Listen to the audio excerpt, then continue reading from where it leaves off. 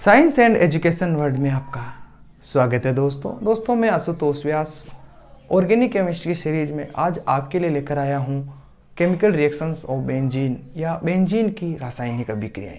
दोस्तों हमने कल बेंजीन के बारे में पूरी स्टडी कर ली कि बेंजीन कहाँ से मिलता है, बेंजीन क्या होता है और बेंजीन के जो मेन सोर्स है वो क्या है।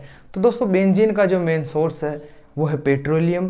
पेट्रोलियम से हम कोलतार बनाते हैं, कोलतार से हमें नेफ्ता मिलता है और नेफ्ता से हमें 70% बेंजीन मिलता है। और बेंजीन को हम नेचुरली रिसोर्सेज से प्राप्त करने की ज़्यादा कोशिश करते हैं। तो आज दोस्तों हम बात करेंगे बेंजीन के रासायनिक अभिक्रियाओं के बारे में। दोस्तों बेंजीन की रासायनिक अभिक्रियाओं के बारे में बात करने से पहले मैं आपको बता देना चाहता हूँ कि जो बेंजीन होता है दोस्तों वो इलेक्ट्रॉन्स ने ही प्रतिस्थापन या इलेक्ट्रोफिलिक सब्स्टिट्यूशन रिएक्शन ज़्यादा देता है। हाँ, कुछ कंडीशन में वो हमें योगात्मक या एडिशन अभिक्रियाएं भी देता है, लेकिन जो उसका जो प्रमुख कैरेक्टरिस्टिक है वो दोस्तों न्यूक्लियोफिलिक इलेक्ट्रोफिलिक सब्स्टिट्यूशन रिएक्शन ही है। कैसे है, कैसे करता है, क्या मैकेनिज्म है, वो हम यहाँ पढ़ेंगे। तो सबसे पहले मैं आपको एडिशन रिएक्शंस के बारे में बता देना चाहता हूँ कि एडिशन रिएक्शन कौन सी है। एडिशन रिएक्शन ऑफ बेंजीन, यानी इसमें हम दोस्तों बेंजीन की एडिशन रिएक्शंस के बारे में जानेंगे कि कौन सी वो एडिशन रिएक्शन देता है। देखो, तो मैं आपको याद दिलाना चाहता हूं कि बेंजीन में डबल बॉन्ड है। कितने डबल बॉन्ड है? 3 डबल बॉन्ड, यानी कि इसमें कुछ एल्कीन वाले कैरेक्टरिस्टिक होंगे। ठीक है, थोड़े से होंगे क्योंकि ये डीलोकेलाइज्ड हो जाता है, लेकिन क्योंकि इसमें पाई बॉन्ड तो प्रेजेंट है ना। सबसे बड़ी बात यह है कि चाहे वो डीलोकेलाइज्ड है लेकिन उसमें पाई बॉन्ड प्रेजेंट है।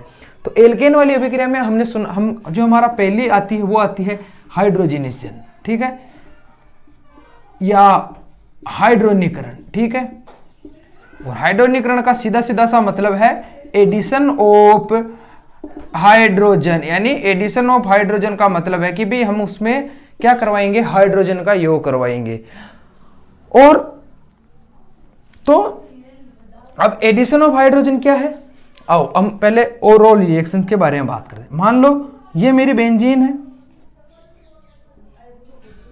और इस बेंजीन में देखो कितने 1 2 3, यानी एक हाइड्रोजन यहां लगेगा, एक हाइड्रोजन यहां लगेगा और एक हाइड्रोजन यहां लगेगा। इसका मतलब मुझे चाहिए 6 हाइड्रोजन के एलिमेंट, तो 3H2, और रिएक्शंस होगी नॉर्मल टेम्परेचर पर ही होगी। और नॉर्मल टेम्परेचर से मेरा मतलब है कि 400 से लेकर 500 केल्विन। और निकिल, देखो जब भी हाइड्रोजनेशन का नाम आए ना, या हाइड्रोजनीकरण का नाम आए, हाइड्रोजनेशन का नाम आए, तो आप ट्रांजिशन एलिमेंट याद रखो। उसका रीजन मैंने आपको हर रिएक्शन में बताया है कि ट्रांजिशन एलिमेंट क्या करते हैं कि हाइड्रोजन के साथ यहाँ हाइड्रोजन बॉन्ड बना लेते हैं। फिर क्या होता है कि जैसे ही हम उसमें क्या करते हैं कि बेंजीन या किसी भी एल्कीन का योग करवाते हैं, एल्काइन का योग करवाते हैं, तो वो उससे बॉन्ड बना लेती है हाइड्रोजन, और हमें क्या मिल जाता है, हमें मिल जाते हैं एल्केन। ठीक है, ये बात मैंने आपको पहले ही बताई है कि भाई ये हमें कैसे मिलेंगे, क्योंकि यहाँ निकिल ले लो, यहाँ पैलेडिनियम ले लो, यानी कोई सा भी ट्रांजिशन एलिमेंट ले लो, यानी डी ब्लॉक वाले एलिमेंट। ठीक है, तो अब हमने किया और हमें ओवरऑल रिएक्शन, ठीक है, इसको मैं यहां से, क्योंकि ये बेंजीन है तो हमें क्या मिल गया, हमें यहां से मिल जाएगा, देखो अब इसकी रिंग तो रिंग ही रहेगी और सारे के सारे हाइड्रोजन यहां मिले और मुझे मिल गया साइक्लोहेक्सेन। क्या मिल गया मुझे? साइक्लोहेक्सेन। ठीक है, ये इसकी रिएक्शन है, सीधी सीधी सी मैकेनिज्म क्या है वो मैंने आपको यहां समझा दिया। और ऐसे करके मुझे क्या मिल गया, बेंजीन से साइक्लोहेक्सेन, यानी यहाँ पे क्या हो गया, डी एरोमेटाइजेशन। क्या हो गया? डी एरोमेटाइजेशन, यानी यहाँ अब बेंजीन की एरोमेटिकता खत्म हो चुकी है और वो एक साधारण एल्केन कंपाउंड से बन चुका है। अब क्या है कि जो सेकंड रिएक्शन है वो है अपनी, ये तो थी एडिशन रिएक्शन, ठीक है, और सेकंड रिएक्शन भी वापस क्या है, एडिशन की रिएक्शन ही है। अब सेकंड एडिशन रिएक्शन क्या है कि जो क्लोरीन होता है या आप हेलोजन ले लो, तो हेलोजन आयन का योग क्या है, एडिशन ऑफ हेलोजन, ठीक है, एलिमेंट लिख दो, मॉलिक्यूल लिख दो। तो अब क्या है, यहां मॉलिक्यूल आएगा। तो मैं आपको बता देना चाहता हूं कि जो हेलोजन का एडिशन भी होता है और हेलोजन जो मॉलिक्यूल होते हैं वो सब्स्टिट्यूशन रिएक्शंस भी देते हैं, लेकिन ये जो चीज है वो निर्भर करेगी लाइट ऑफ सन। ठीक है, किस पर करेगी वो, लाइट ऑफ सन या सूर्य के प्रकाश पर यह चीज निर्भर करेगी कि जो बेंजीन है वो एडिशन रिएक्शन देगा या वो सब्स्टिट्यूशन रिएक्शन देगा।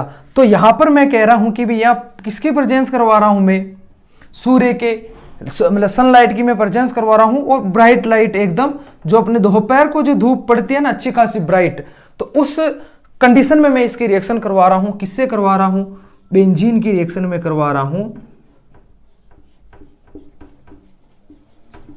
और मैं यहां कह रहा हूं सनलाइट। ठीक है, तो देखो और कुछ भी डालने की इसमें जरूरत नहीं है, और कोई भी इसमें किसी भी प्रकार का रिएजेंट नहीं होगा, सिर्फ इसमें होगी सनलाइट। तो मुझे देखने को मिलेगा क्या,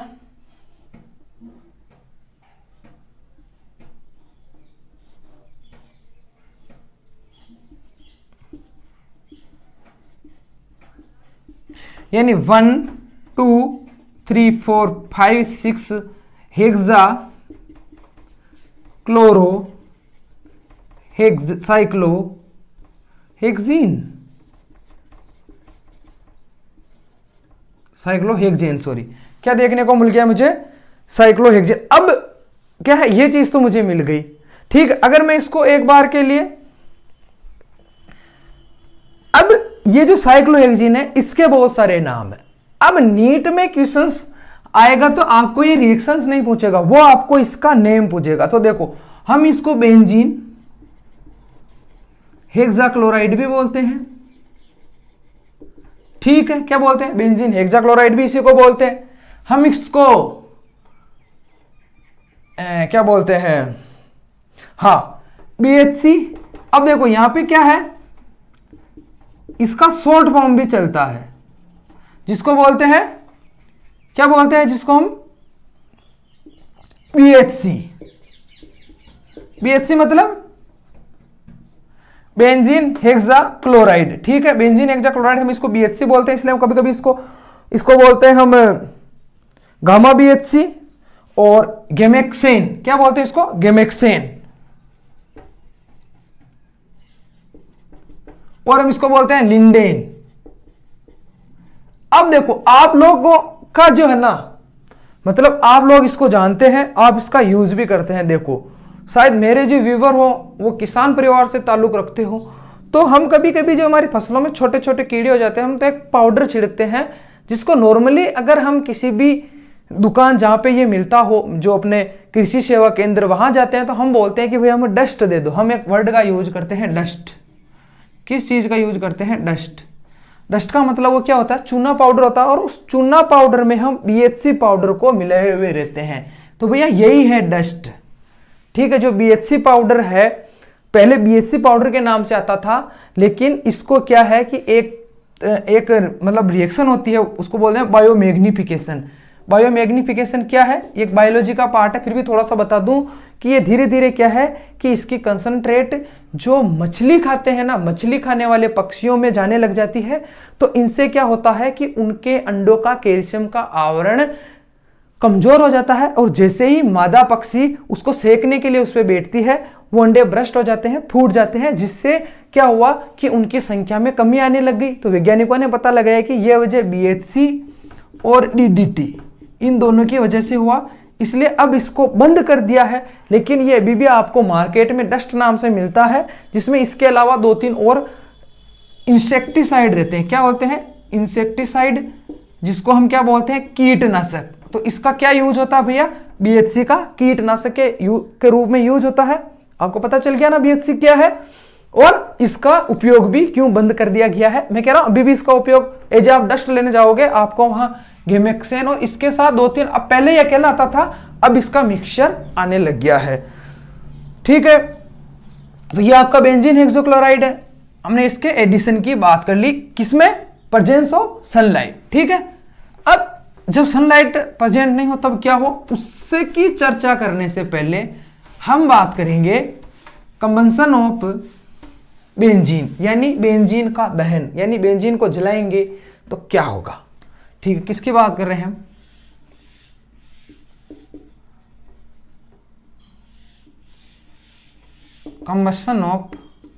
कंबंशन ऑफ बेंजीन, यानी बेंजीन का दहन। ठीक है, यानी दहन की बात करेंगे। तो देखो, मान लो हम ये बेंजीन है और अब हम क्या कर रहे हैं, इसका दहन कर रहे हैं। देखो तो क्या होगा दहन करने में, दहन का मतलब किसकी प्रेजेंस में जलाएंगे, O2 की प्रेजेंस में। तो ऑब्वियसली है कि जब भी आप किसी भी ऑर्गेनिक कंपाउंड को आप जलाओगे तो CO2 और वाटर के रूप में टूटेगा। ठीक है, अब इनकी संख्या क्या होगी देखो, और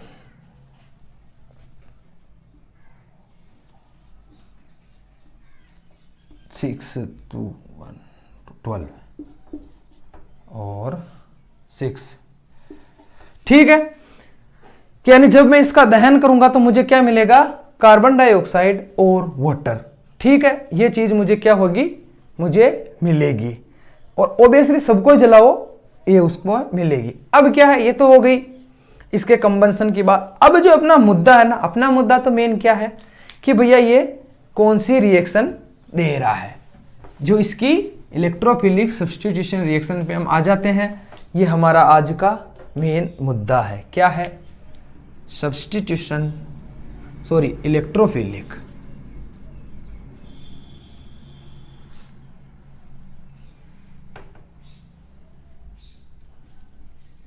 अबे इलेक्ट्रोफिलिक क्यों देता है उसका भी रीजन बताएंगे आपको।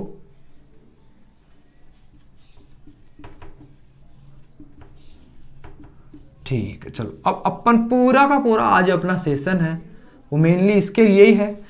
तो देखो सब्स्टिट्यूशन रिएक्शन में क्या होता है, ये कह रहा है कि भाई इलेक्ट्रोफिलिक सब्स्टिट्यूशन रिएक्शन, यानी जो अटैक करने वाला जो अटैकिंग ग्रुप होगा वो भी इलेक्ट्रोफिलिक होगा, और जो इससे लिविंग ग्रुप होगा वो भी इलेक्ट्रोफिलिक होगा। ठीक है, यानी कि मान लो भैया ये अपना बेंजीन है। ठीक है, क्या है, अब अपना बेंजीन में 6 क्या रहते हैं, इसका फॉर्मूला होता है C6H6, ये मुझे बताने की जरूरत नहीं है।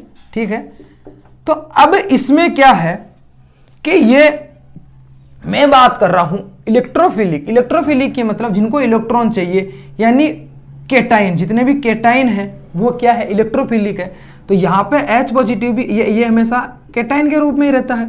तो यानी सीधी सी बात है कि इसका रिमूवल होगा और इधर से किसी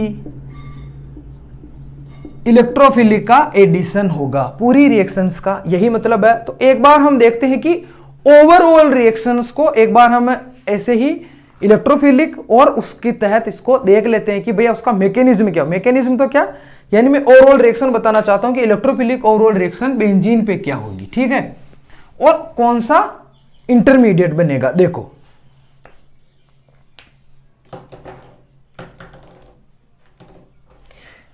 ये मेरा बेंजीन है। ठीक है,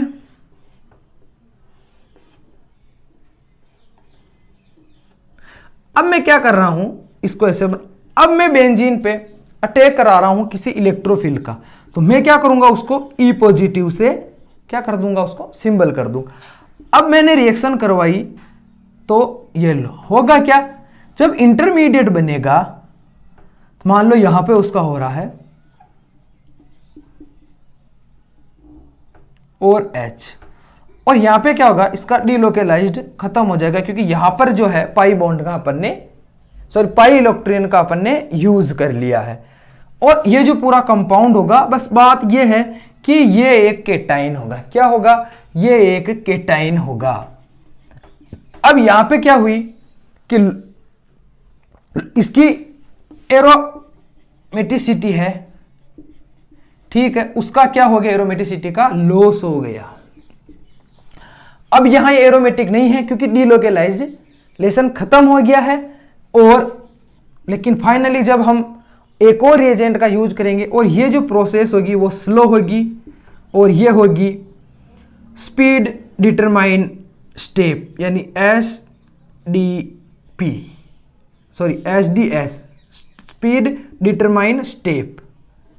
ठीक है, यहां पर हम इस स्पीड का पता कर सकते हैं। ठीक है, यानी अपने लिए। और ये जो रिएक्शन होगी वो बहुत फास्ट होगी और होगा क्या कि यहां पर सिर्फ ये इलेक्ट्रोफिल रहेगा जुड़ा हुआ और जो अपना H पॉजिटिव है वो बाहर निकल जाएगा। हालांकि वो H पॉजिटिव के रूप में नहीं रहेगा। ये अपनी ओवरऑल इलेक्ट्रोफिलिक सब्स्टिट्यूशन रिएक्शन है जो आपको याद रखनी है। अगर मतलब आप इस चीज को समझ जाते हो तो आपको जब भी हम बेंजीन की कोई सी भी इलेक्ट्रोफिलिक रिएक्शन देंगे तो आप उसको आसानी से सोल्व कर पाओगे। ठीक है, और एक और बात आप याद रखना, जब भी आप इलेक्ट्रोफिलिक सब्स्टिट्यूशन रिएक्शन कर रहे हो तो आपको यह पता होना चाहिए कि जो इलेक्ट्रोफिलिक रिएजेंट है वो कौन सा है। मतलब इलेक्ट्रोफिलिक रिएजेंट तो हमने डाला, लेकिन उसमें से जो आयन बन रहा है वो आयन कौन सा है, जिसको एराइन बोलते हैं। क्योंकि देखो एग्जाम में हमें सीधा सीधा यही पूछा जाता है कि जैसे रिएक्शंस लिख दे और हमें पूछा जाता है कि इसमें इलेक्ट्रोफिलिक रिएजेंट कौन सा है या इलेक्ट्रोफिलिक आयन कौन सा है। एग्जाम में क्वेश्चन आपसे ये नहीं करवाया जाएगा कि इसका एडिशन करो, नहीं, उस रिएक्शन में आपको पूछा जाएगा कि भैया इसमें से इलेक्ट्रॉन्स नहीं अभिकर्मक के रूप में क्या कार्य कर रहा। मान लो मैंने इसमें H2SO4 डाल दिया तो पूरा H2SO4 तो किसी इलेक्ट्रोफिलिक का कार्य नहीं करेगा, उसमें से उसका कोई ना कोई आयन जो टूटेगा उससे ब्रेक डाउन होगा, वो इलेक्ट्रॉन्स ने ही अभिकर्मक या इलेक्ट्रोफिलिक रिएजेंट का कार्य करेगा। एग्जाम में यही क्वेश्चन आता है। आज बेंजीन कंप्लीट हो गया है। कल मैं आपको एल्कीन से लेके बेंजीन तक जो भी नीट में क्वेश्चन, जेई में क्वेश्चन आए वो सॉल्यूशन करवाऊंगा, तब आपको पता चल जाएगा कि ये लेसन कितना इंपॉर्टेंट है। तो अब बिना बात के, बिना आपका समय, मेरा समय गंवाए, चलते हैं हम इसकी इलेक्ट्रोफिलिक रिएक्शन पे। जो इसकी फर्स्ट इलेक्ट्रोफिलिक रिएक्शन है वो है कौन सी? क्लोरीनेशन, या मैं कहूं हेलोजिनेशन। ठीक है, यानी कि अपनी फर्स्ट रिएक्शन है, इसको हम हेलोजिनेशन बोल सकते हैं। अब हेलोजन रिएक्शन में क्या है कि सारे के सारे जो भी हेलोजन है वो रिएक्शंस नहीं करते हैं, उनकी कुछ अपनी शर्तें हैं। जैसे कि भैया जो फ्लोराइड है उसकी बहुत फास्ट होती है, आयोडीन की रिवर्स होती है, ब्रोमीन और क्लोरीन रिएक्शन देते हैं। तो अब यहां हम बात करेंगे क्लोरीनेशन की। ठीक है,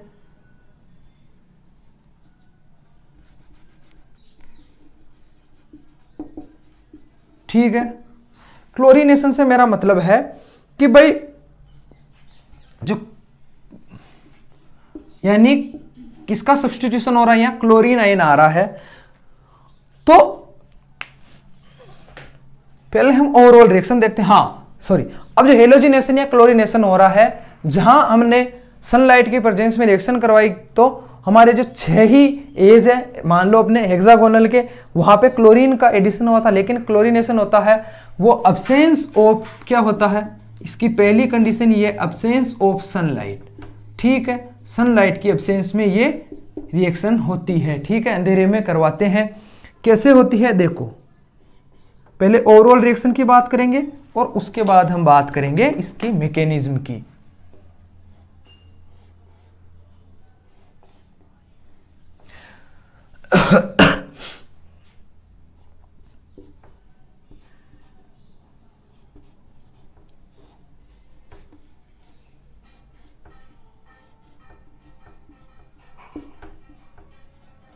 और मुझे मिल गया यहां पे, क्या मिल गया मुझे यहां पे? बेंजीन से क्या मिल गया? मेरे पास था बेंजीन और बेंजीन से मुझे मिल गया मिथाइल,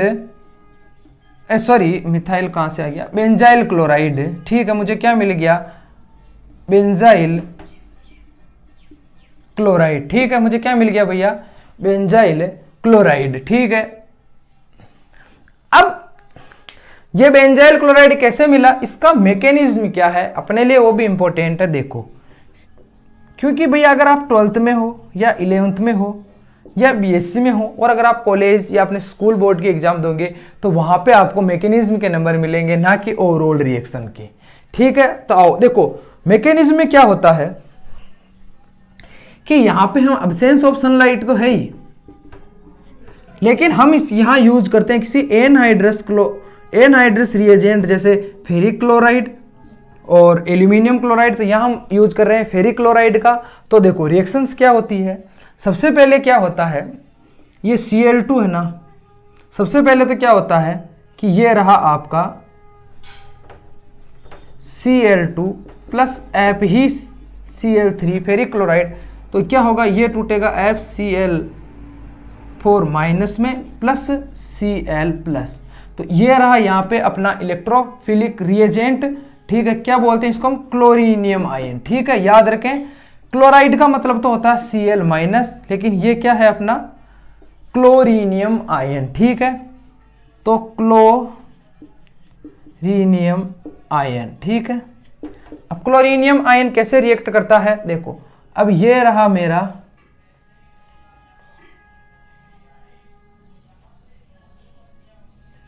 ठीक है। अब क्या होगा कि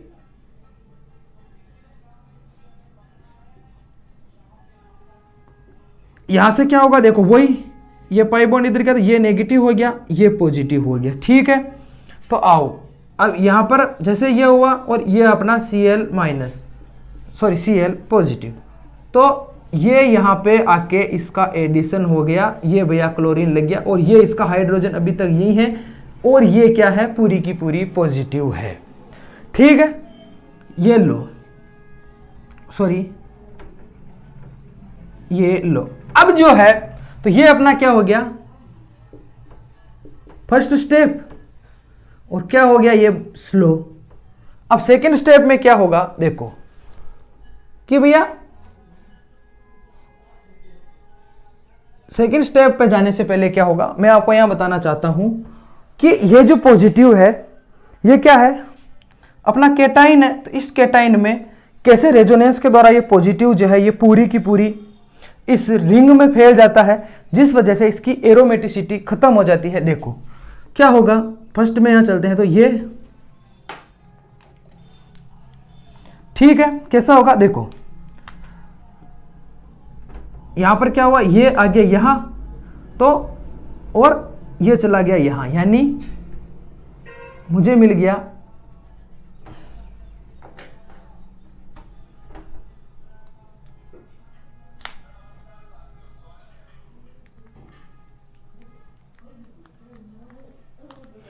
तो ये ठीक है, ये अपना क्लोरीन यहां जुड़ा है, ये अपना हाइड्रोजन यहां लगा हुआ ही है, और यहां पर अब यहां पर आ गया ये, क्योंकि अपन ने इसको करवाया था यहां पे, और पॉजिटिव आ गया यहां पे।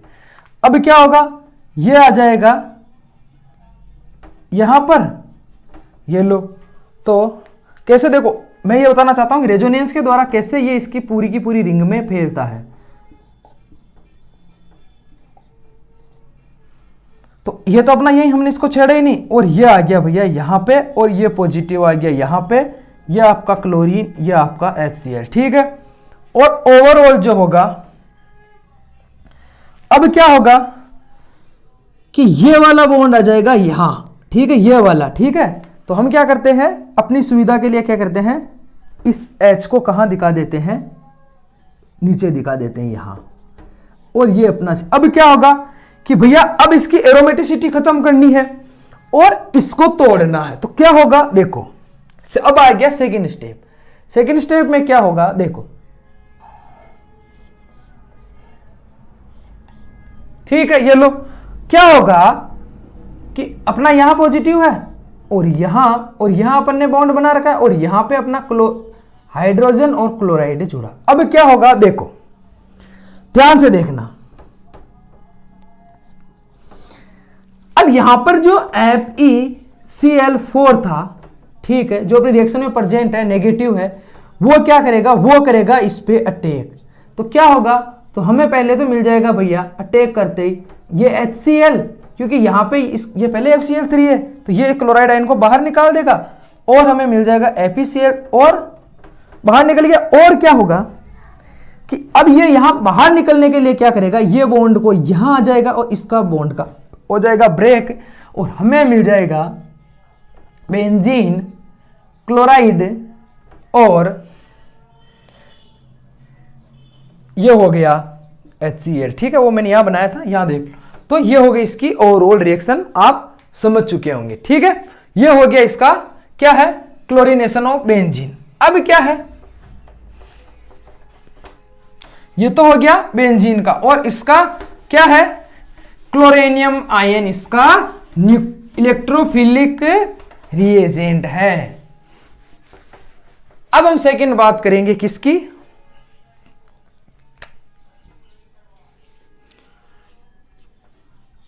नाइट्रेशन की, कि भैया नाइट्रेशन क्या है। देखो आपने नाइट्रेशन पहले ही पढ़ रखा है, लेकिन यहां पर मैं बता दूं जो नाइट्रेशन है उससे पहले क्या होता है कि नाइट्रेशन में हम यूज करते हैं नाइट्रिक एसिड का, ठीक है। तो नाइट्रिक एसिड को हम सबसे पहले क्या करते हैं, 1:2 में हम किस में मिलाते हैं, H2SO4 में।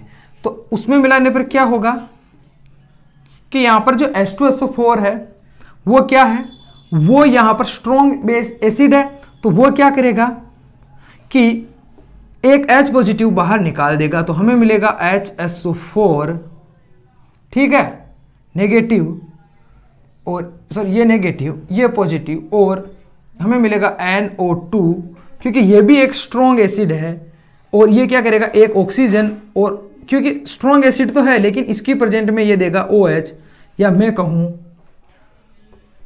और यहां पे मिलेगा NO2 प्लस और H3O प्लस। तो ये रहा अपना, इसको बोलते हैं हम नाइट्रोनियम, क्या बोलते हैं, नाइट्रोनियम आयन, और यही है अपना मेन काम का है, ठीक है। कैसे आया देख लो। अब ओवरऑल रिएक्शन क्या है उस पर नजर डालते हैं, आओ। तो ओवरऑल रिएक्शन क्या है, ये अपना बेंजीन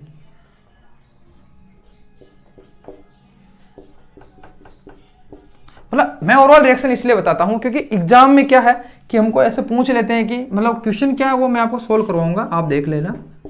H2SO4 कंसंट्रेट, ठीक है, यहां पर मैं लिख देता हूं कंसंट्रेट, लिखना जरूरी है, ठीक है। और इसको क्या क्या 50 से 60 डिग्री सेंटीग्रेड पे गर्म करते हैं, ठीक है। मतलब ये या तो पहले मतलब ये क्या है कि ये दोनों मिक्सचर जब भी नाइट्रेशन करवाते हैं या नाइट्रीकरण, ठीक है, नाइट्रीकरण, जब भी नाइट्रीकरण करवाते हैं तो ये रिएक्शंस के साथ बेंजीन के साथ ही डालते हैं, लेकिन ये रिएक्शन करके क्या प्रोडक्ट बना रहे हैं वो अपने को पता होना चाहिए। तो क्या हुआ, तो हमें मिल जाएगा नाइट्रोबेंजीन, ये लो ये हमारा नाइट्रोबेंजीन।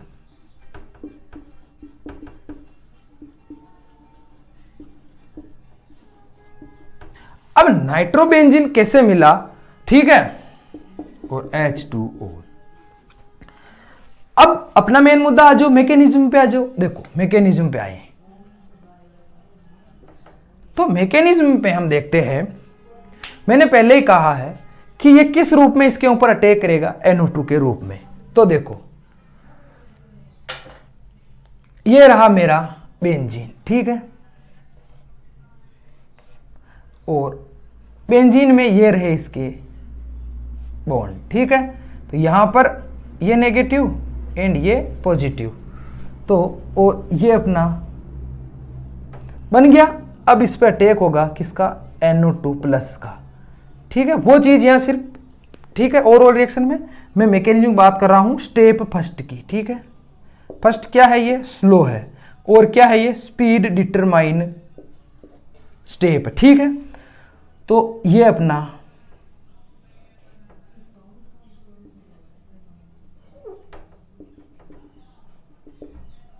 और ये NO2 यहां से लग गया, और ये अपना H और ये अपना पॉजिटिव, ठीक है, क्योंकि अभी तक हमने यहां पे कोई सा भी एडिशन नहीं किया है। तो अब देखो, अब वापस वही कि पूरे की पूरी रिंग में कैसे पॉजिटिव आयन फैलेगा उसको देखते हैं, आओ।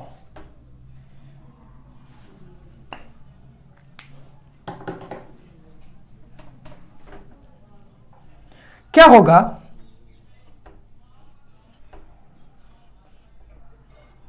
ठीक है। तो यहां पर मैं एक बार के लिए वापस अपने बॉन्ड को ही बनाना चाहूंगा ताकि हमें सुविधा हो। क्या होगा, ये बॉन्ड ये बोलेगा यहां अपने इलेक्ट्रॉन दे देता हूं, तो जैसे ये अपने इलेक्ट्रॉन यहाँ देगा, अपने को यहाँ पॉजिटिव मिल जाएगा। अपना NO2 वैसा का वैसा ही है और अपना हाइड्रोजन भी वैसा का वैसा ही है, ठीक है। और ये एक इक्विलिब्रियम में होती है रिएक्शन।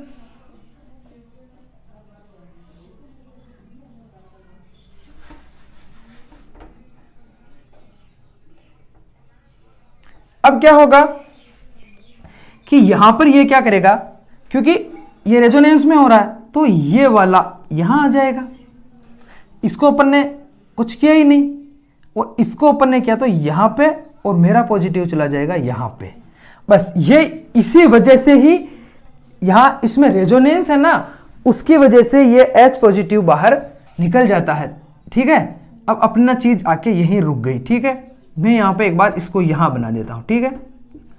अब क्या है, अब सेकंड स्टेप में क्या होगा, देखो ये रहा हमारा सेकंड स्टेप।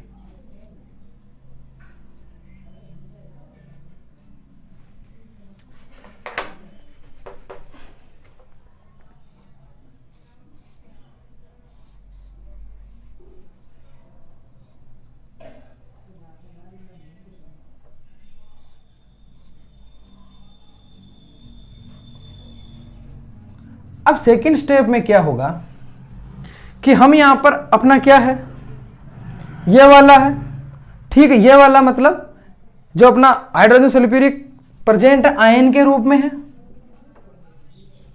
ये लो।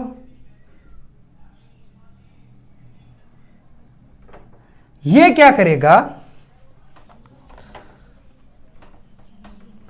ठीक है, ये क्या है, रिएक्शन में मौजूद है ऐसे करके, ठीक है। और क्या है,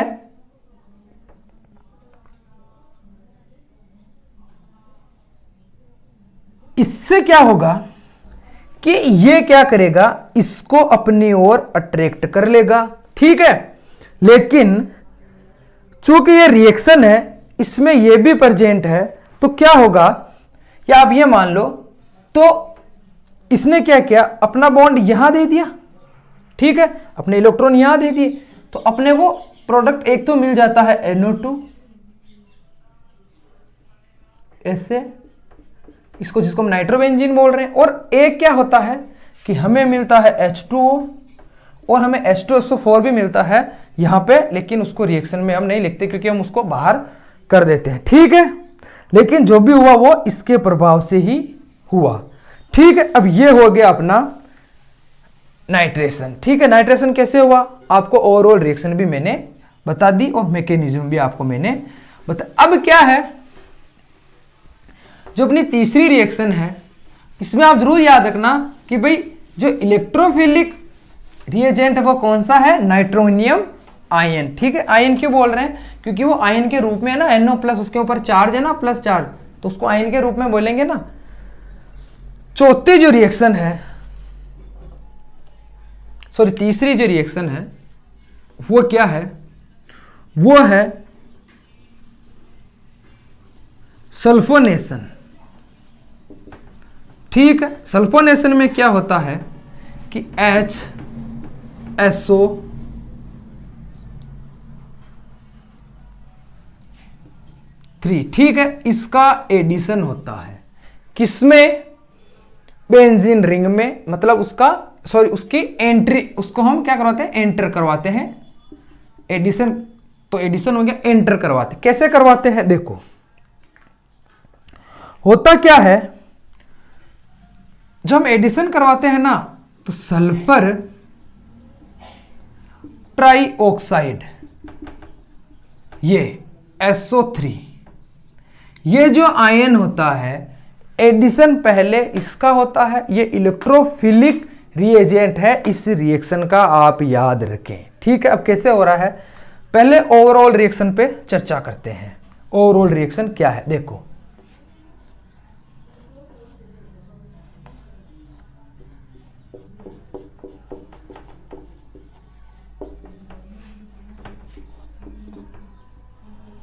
और लगभग 80 डिग्री के आसपास हम इसको गर्म करते हैं, ठीक है।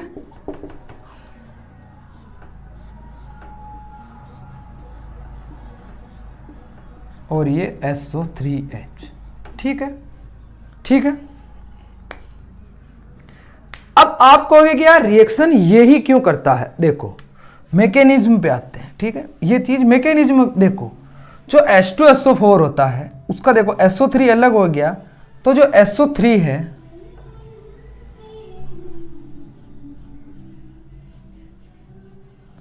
उस वजह से क्या है, ये पॉजिटिव के रूप में होता है क्योंकि इससे दो ये बाहर निकले और एक क्या निकला, ऑक्सीजन यहां से बाहर निकल जाता है। तो ऑक्सीजन का ज्यादा तो ये नेगेटिव रूप में और ये पॉजिटिव के रूप में हो जाता है, इसलिए एडिशन इसका होता है। ठीक है, अब मैकेनिज्म क्या होता है यहां देखते आओ। देखो ये मेरी बेंजीन रिंग,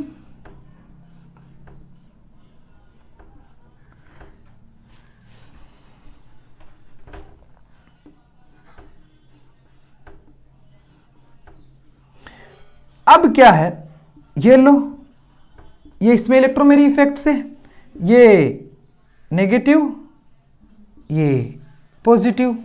नेगेटिव से कौन लगेगा, सेकंड मतलब जो स्टेप में, हालांकि वो फर्स्ट स्टेप है SO3। कैसे आ गया SO3, देखिए यहां से दो H2 रिमूव हो गए और मतलब H2O के रूप में क्या हो गया H2SO4, तो ये रह गया H2O और SO3। ठीक है, इसको मैं पॉजिटिव लिख देता हूं। ठीक है, तो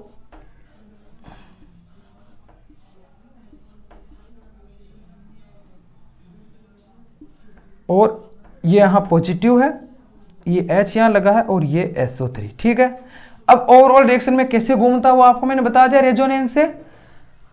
तो अब क्या होगा कि इसमें H2SO4 है और यहां पे देखो ये डबल बॉन्ड से जुड़ा हुआ। ठीक है, ये इसकी 6 होती है ना, 16वें नंबर पे तो होता है first S2 2S2 2p6 3S2 और 3p4, यानी ये किस पे हो रहा है, इसकी 6 होती है, इसकी वैलेंसी 6 होती है ना।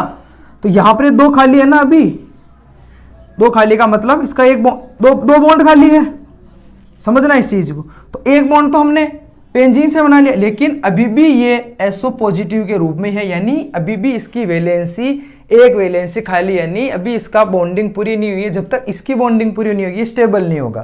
तो क्या होगा देखो, यहीं पे देखते हैं, सेकंड स्टेप बनाते हैं। ठीक है, आप समझ तो गए नहीं ये कैसे फैल रहा है, मतलब मैं इसको ओवरऑल एक बार आपके लिए मैं इसको ऐसे बना देता हूं। ठीक है, SO3 और ये पॉजिटिव। ठीक है, यही चीज है ना।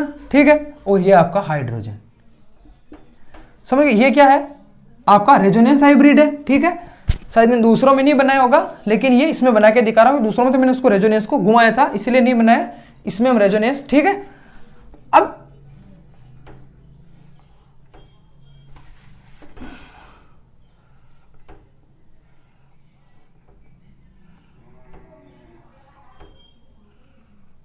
और ये मेरा क्या है, ये एक केटाइन हो गया ना भाई।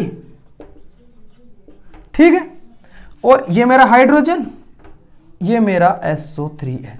अब मैंने क्या किया, मैं इसमें स्ट्रॉन्ग क्या डाल रहा हूं, H2SO4। तो क्या होगा, इस स्ट्रॉन्ग SO4 के इफेक्ट से क्या होगा, ये बॉन्ड यहां टूटेगा और ये हाइड्रोजन यहां ट्रांसफर हो जाएगा। ठीक है, इसीलिए मुझे ओवरऑल जो प्रोडक्ट मुझे मिलेगा वो मिलेगा मुझे SO3H, यानी मैं कहूं तो मुझे मिलेगा बेंजीन सल्फोनिक एसिड। क्या मिलेगा मुझे, बेंजीन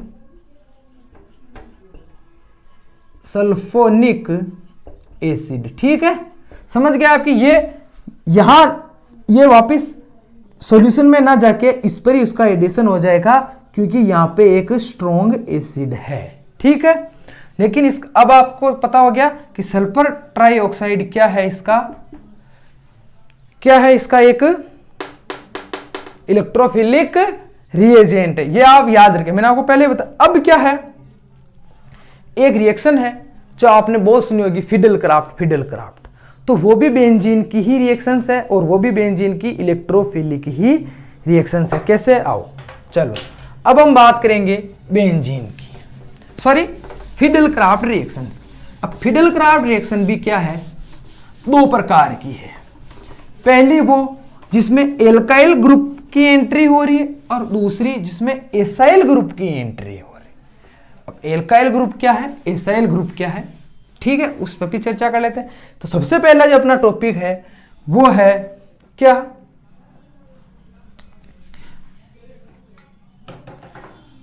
फिडेल क्राफ्ट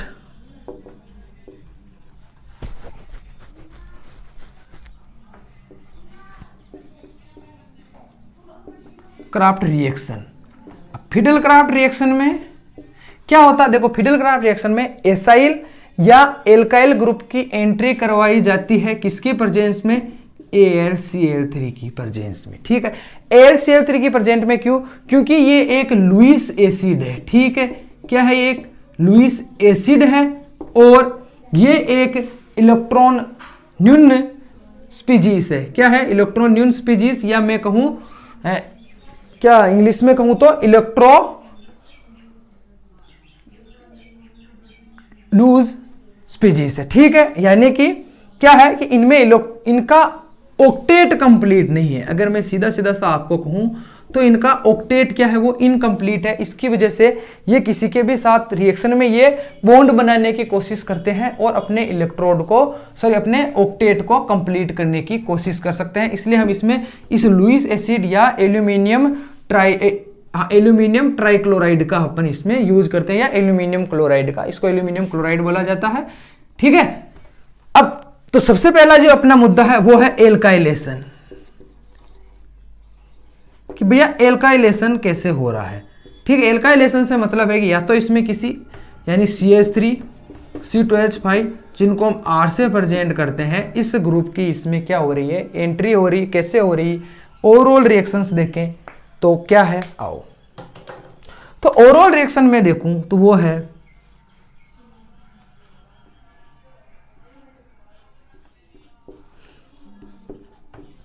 तो इसके लिए हम यहां पे मिथाइल क्लोराइड का यूज करेंगे, ठीक है, और प्रेजेंस होगी AlCl3 की और मुझे मिलेगा ये लो, यानी मिथाइल, तो इसको बोलेंगे हम मिथाइल बेंजीन, या इसका नेम है भैया टोलुइन, ठीक है।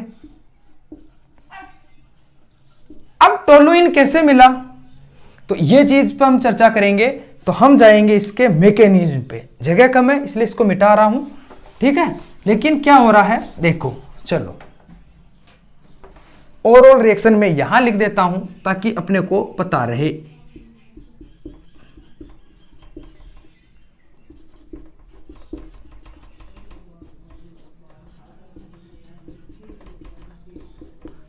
ठीक है, अब ओवरऑल रिएक्शन क्या है, या मतलब ओवरऑल रिएक्शन मैंने बता दिया। अब इसका मैकेनिज्म क्या है, देखो मैकेनिज्म में क्या है,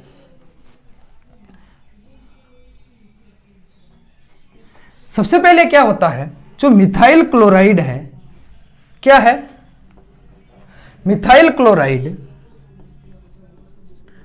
और एल्यूमिनियम क्लोराइड क्या होता है, इनके बीच में रिएक्शन होती है। मैंने कहा कि ये क्या है, ये क्या है, एक लुईस एसिड है और ये इसका ऑक्टेट कंप्लीट नहीं है, तो ये क्या करेगा, इसको खींच लेगा, तो हमें हमारा क्या मिल जाएगा, मिथाइल आयन, ठीक है, और AlCl4 माइनस, ठीक है।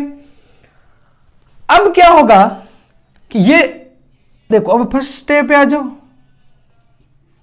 फर्स्ट स्टेप में क्या होगा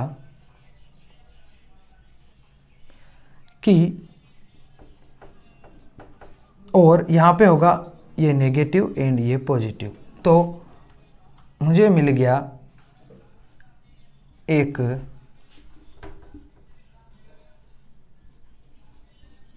कार्बोकेटाइन, और अगर मैं इसका रेजोनेंस संकर बनाऊं तो कार्बोकेटाइन कुछ इस तरह से होगा। कैसे होगा मैंने आपको रिएक्शन में बताया है, ठीक है, और ये H, ठीक है। अब अपना मुद्दा है कि जैसे ये कार्बोकेटाइन बना, यानी इसकी एरोमेटिसिटी का क्या हो गया है, लॉस हो गया है। ठीक है, लॉस ऑफ एरोमेट। अब क्या है कि इसको क्या करना है, इस प्रोटॉन का डोनेशन करके, प्रोटॉन का दान करके अपने आप को वापस एरोमेटिक बनाना है। तो क्या होगा देखो, ठीक है, और ये मेरा CH3 और ये मेरा H। अब यहां पे जो ये AlCl4 है, जो क्या है, यहां पे इसमें एक Cl4 नेगेटिव है और ये पॉजिटिव है। तो क्या होगा भैया, होगा ये कि ये यहां पे अटैक करेगा इसके ऊपर।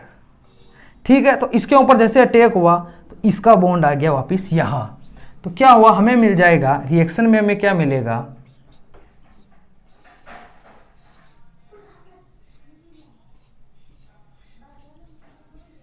प्लस HCl, H तो इसका, Cl इसका। ठीक है, और क्योंकि हम कैटेलिस्ट का यूज कर रहे हैं और आपको पता है कि कैटेलिस्ट क्या होता है, जिसका रिएक्शन में उसका कुछ नहीं बिगड़ेगा लेकिन रिएक्शन कंप्लीट हो जाएगी, वो हूबहू का हूबहू ही रहेगा।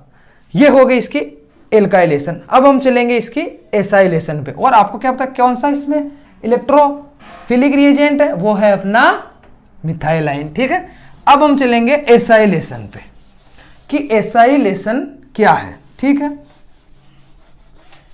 एसाइलेशन भी सिंपल ही है, मतलब उसमें क्या है कि बस जो मिथाइल क्लोराइड है ना, वहां पर एक रिएजेंट चेंज हो रहा है। ठीक है, देखो क्या है, अब एसाइलेशन, एसाइलेशन में क्या होता है कि एसिटिलीन क्लोराइड का हम यूज करते हैं। किसका यूज करते हैं हम, एसिटिलाइन, मतलब एसिटिल क्लोराइड का हम यूज करते हैं। और जो एसिटिल क्लोराइड होता है उसका यूज हम करते हैं किसके प्रेजेंस में, AlCl3 की, वो भी एनहाइड्रस। याद रखें, मतलब आप तो यही याद रख लें कि अगर एल्काइन इनकी रिएक्शन हो रही है ना, तो वो एनहाइड्रस ही होती है, वाटर की प्रेजेंट में बहुत कम होती है, क्योंकि वो वाटर के साथ रिएक्शन करते ही नहीं, क्योंकि ये नॉन पोलर है और वाटर पोलर है। ठीक है, तो क्या होगा, ठीक है, तो क्या मिलेगा हमें, हमें मिल जाएगा CH3CO, और ये बाहर निकला तो ये नेगेटिव, ये पॉजिटिव, क्योंकि इसकी इलेक्ट्रोनेगेटिविटी ज्यादा है, तो ये हमें मिल गया एसाइल आयन। ठीक है, क्या मिल गया हमें, एसाइल आयन, जो अपने लिए इंपॉर्टेंट है। अभी यही तो है अपना एसाइल, समझ रहे हो आप। तो क्या होगा देखो, पहले ओवरऑल रिएक्शन बताता हूं।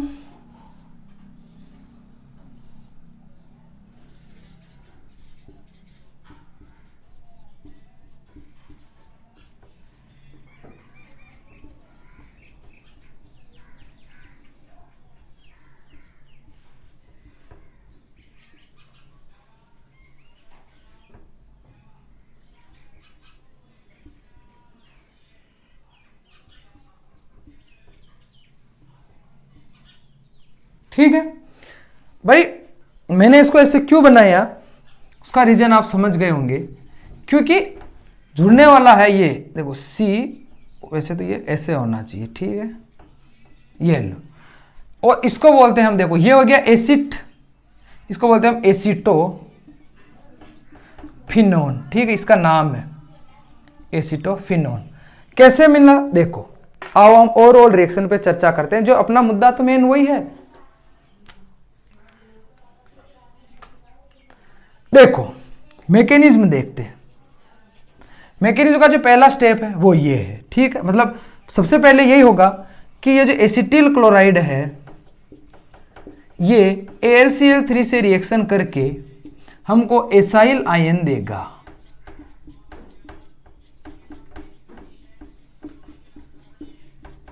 ये लो, एसाइल आयन क्या करेगा कि इस बेंजीन से रिएक्शन करेगा,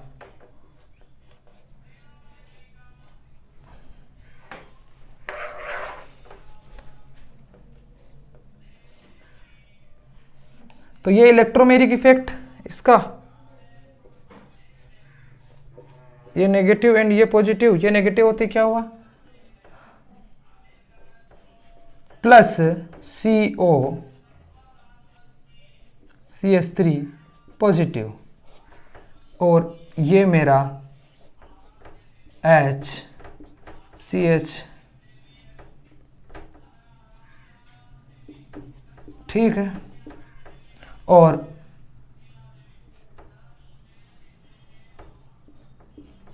पॉजिटिव। और मैं अगर इसका केटाइन की बात करूं तो वो बनेगा कुछ इस तरह से।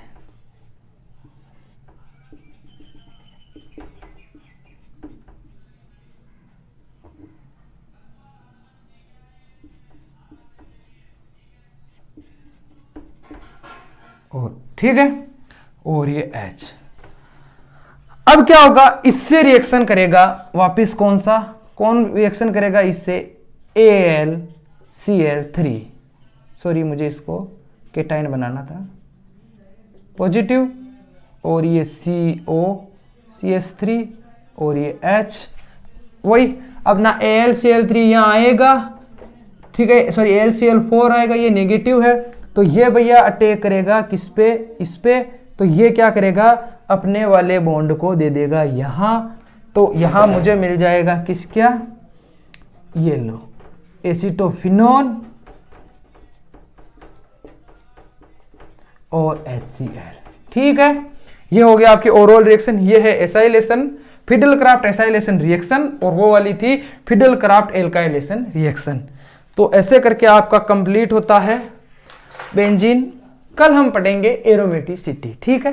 पहले सॉरी मैं आपको जो नीट के क्वेश्चन करवाने से पहले मैं आपको एरोमेटिसिटी के बारे में भी बताऊंगा कि वो क्या है, ठीक है।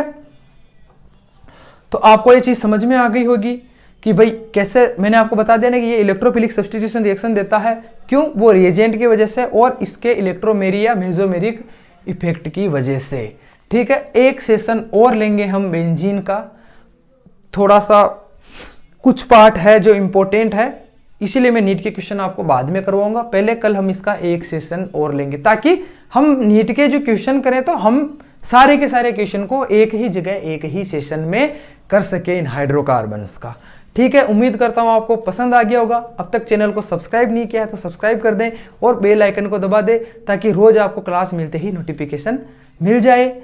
और अधिक से अधिक इसको शेयर करें। कुछ समझ में नहीं आया तो कमेंट करें। धन्यवाद।